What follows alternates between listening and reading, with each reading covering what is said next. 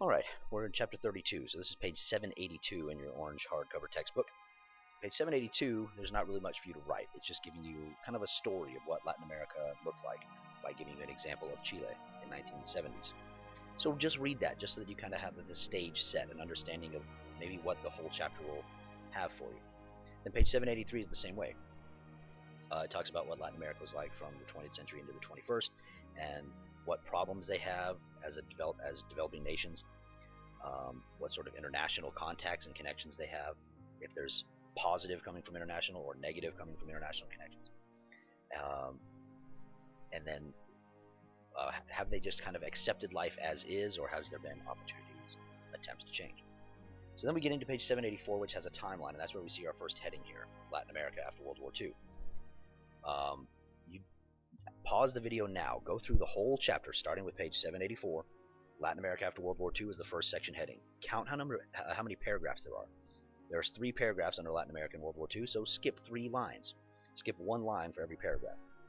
Some paragraphs you won't write anything, and that's okay, because maybe you'll write 2 or 3 sentences for 2 or 3 lines for another paragraph. So do that now. I can wait. I'll just pause it. I'll wait here for you. This will be the sound. Bing, bing. And now you know it's time to pause it. Bing, bing. Now you know it's time to unpause it. That's nice, right? It works. So the next heading that we see, or I should say the first heading that we see, is Latin America after World War II. There's really nothing to worry about in the first paragraph. Read it so that you know what it's talking about. But then the second and third paragraphs you can summarize by saying roughly something along the lines of Latin America made a lot of attempts. There's been a lot of debate in their societies about changing. Sometimes it's radical, sometimes it's not radical enough. But since 1945, there's been plenty of people trying to make positive changes, reforms. The third paragraph mentions after 1945 a couple of countries and a couple of people. If they're important enough to mention those countries specifically with those names specifically of the people, they're probably important enough for you to write down. So read through there and look at it and make some notes on that. And then what I've highlighted here, a new round of political agitation occurred after the war. That's kind of sums up the entire Latin America after World War II section. There's a lot of agitation. If you don't know what agitation means, look it up. Bing, bing. Bing, bing. Okay, you unpaused again. So Mexico and the PRI is the next section that we have here. There we go. I fixed it so that you can't be getting too far ahead. So we have Mexico and the PRI. What is PRI? Well, conveniently, there's something off to the right. There's the bold definition there that is Party of Institutionalized Revolution. You probably need to know what that is. You don't have to write the whole definition. You don't need to know it word for word. What you need to know is, what is it? Why is the PRI important enough to have an entry on the side? And you also need to know what is important enough about the Zapatistas. What were they trying to do? What were their methods? That's all in the first paragraph, so you should have a couple of things written about the first paragraph. Second paragraph, we've already talked about NAFTA. You might want to make sure you include it. Did it benefit Mexico? Did it not? And then the last paragraph talks about the PRI monopoly ending and a new political party coming in. You might want to make sure you mention what happened there, what party came in, who was the guy that was the main figure. Just a brief summary of what changed there. Into page 786, and we see we have radical options in the 1950s. First, there's that picture up above. Read that caption. It's important for you guys to have interaction with images, graphs, charts, maps, things like that. So look at that, read the caption, and read the quote that it includes from their declaration. It's going to be important for you guys to have primary source or secondary source. They're called stimulus questions, where you have to read a passage or look at something. Do that. So then we have radical options in the 1950s. After World War II, what I've highlighted here for you is there's a lot of radical unrest, often of socialist nature, either socialist or beyond socialism, which is communism. Make sure you write down some of the events in Bolivia, Guatemala, and Cuba, because they specifically mention them. It mentions again Argentina and Brazil. I don't know why I said Argentina. Argentina and Brazil. Any names, if you see anybody's names specifically, write their names. If you see any isms, like political isms, like communism, socialism, anything like that, write down the ideas. That's something that we saw in the charts that we were doing in class. What are the ideologies that motivate them? Then next we get into Guatemala. That's something specifically mentioned here. Guatemala reform and United States intervention. As you can see, Guatemala had some of the worst problems, and they had military governments that didn't succeed in resolving the problems. And there's a name there of someone who you might want to make sure you include. What was he trying to do? What with his ideology, and what did he do in practice?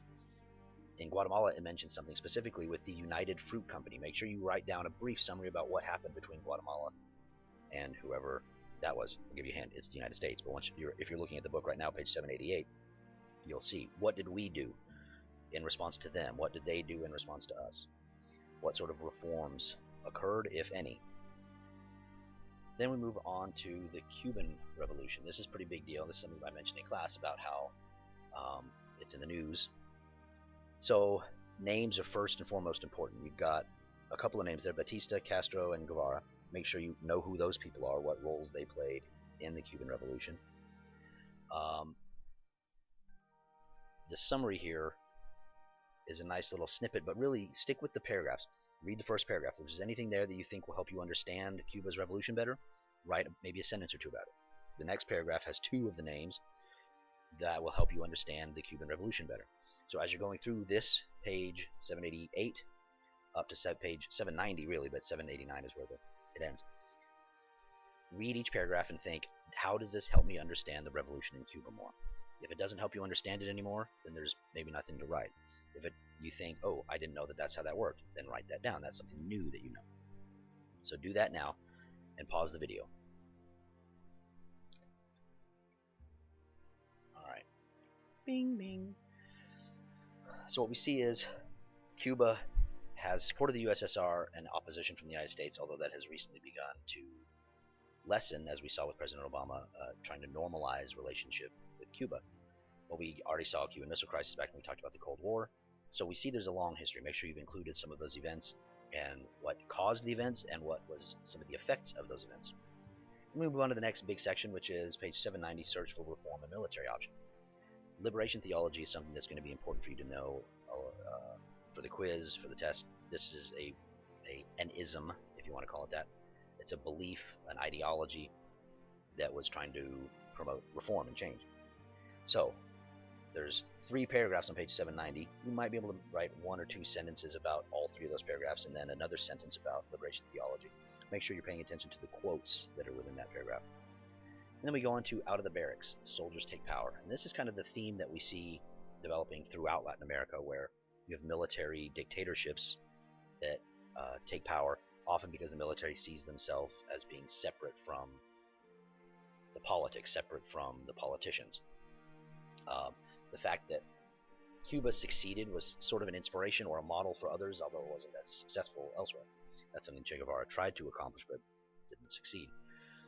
Make sure you look at Brazil, Argentina, Chile, Uruguay, and Peru that have external support as they have their internal conflicts.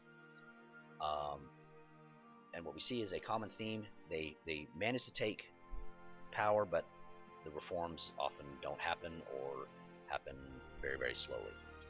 So that gets us through page 791 and 792. You've got a handful of paragraphs there, and there's one name in particular that's bold that we should put for Out of the Barracks section, and that's Allende.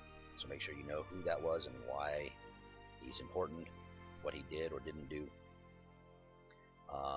and try to include specifics as you see them. So when you see something about Peru, just write maybe in a little chart, maybe on the E inside of your notebook, write Brazil, Argentina, Chile, Uruguay, Peru, and each time you see them, just write a little bit, a name or an event or something that happened there. So then we move on to New Democratic Trends, page 793. We see democracy spreading. That was one of the test prompts that you guys had, was where did democracy spread and why? How can you account for the spread of democracy? What happens once the United States is the sole superpower? And by the 70s and 80s, the height of the Cold War and then through the decline, we see the United States has influence. So what influence did we see in there? And include whatever countries you see. Again, you might make a chart on the E inside, or you might just mention off in your notes off to the side of each. Argentina, Brazil, Peru, Nicaragua, Guatemala. So you've got the Sandinista Party, which is something that's important in the second paragraph. Maybe another paragraph, another sentence for the third paragraph there about some of the problems that they faced, international pressures and internal struggles. But then the last paragraph there, it mentions it seems like democracy has taken hold. So that's what I've gotten highlighted here. Moving on to the next one, United States and Latin America, Continuing Presence. That's page 794. There's also a Thinking Historically document you should read just so that you are familiar with what it's talking about human rights. So we are, the United States is involved after World War I very heavily because we're the dominant superpower in the hemisphere. So we are investing, that's something that we have highlighted here, and we see a couple of different policies that the federal government tries to pursue in the Americas, especially with Latin America. We have the Panama Canal that was given back to Panama, and then we have us overthrowing the dictator there. Make sure that you know, with Nicaragua, there's a name mentioned on page 795. Make sure you know who that person is and why are they important enough to have a bold name in them. Then page 796 has another term that's important, along with page 797 having this one and this one. 796 has something called banana republics. Make sure you know what a banana republic is. It's not just a store with nice clothing. Make sure you know what a banana republic is. So then we've got, through page 797, there's an in-depth human rights. That was the one that I mentioned already. And then there's the map on page 796, which gives some details about dates in different countries in Latin America. And then societies in search of change. There's a lot of changes that occur. There's some stifled changes, but there's also a lot of positive changes. Something that we do make sure we mention, and as I told you in the homework, women's status was closer to West Europe than it was to Africa. But it's slow to change. That's page 798. Women are included more slowly, like with jobs, elections, but really it's a lot slower. But what it points out is throughout Latin America, Latin America is developing, but it's not undeveloped and it's not developed. It's kind of right in the middle. So then movement of people, that's something that's important. Migration. In North America, the population grew a lot slower than in Latin America. Illegal immigration is something that we obviously talk about today. That's something that you should make sure you look for as you're going through. That's the very last part. There's a table for it, page 799 on page 800. There's a table that shows some of the population changes. Make sure that you're familiar with that and try to summarize what population changes occur. And then the next to the last paragraph and the next last paragraph of that section, page 800, talks about why it's kind of a problem. What's the problem with the population growth? Then next, cultural reflections of despair and hope. This is getting towards the end of this chapter here. What are the cultural characteristics? Remember, part of the essential question that we have to answer for all of this decolonization stuff is what effect did these countries trying to catch up economically and become a part of the world stage, what effect did that have on their traditional beliefs and their religious beliefs?